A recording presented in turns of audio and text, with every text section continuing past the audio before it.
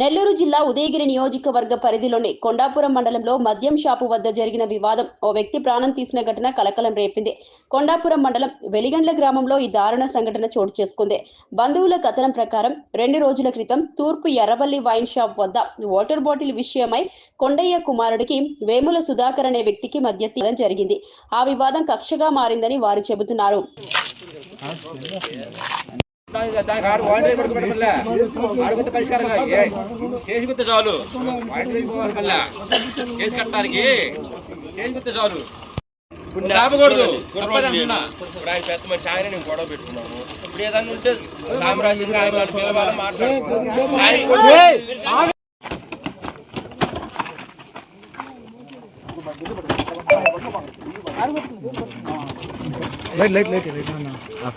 నువ్వు ఒక్కర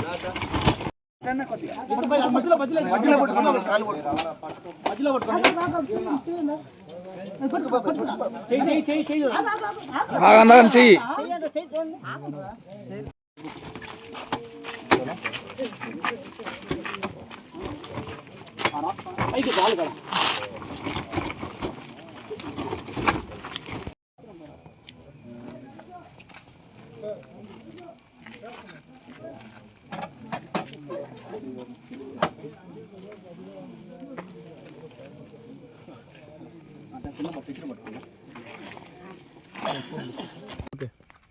ఆదివారం 25వ తారీఖు నాడు బ్రాందీ షాప్ దగ్గర యామల సుధాకర్ అనే అబ్బాయి దగ్గర ఘర్షణ జరిగింది.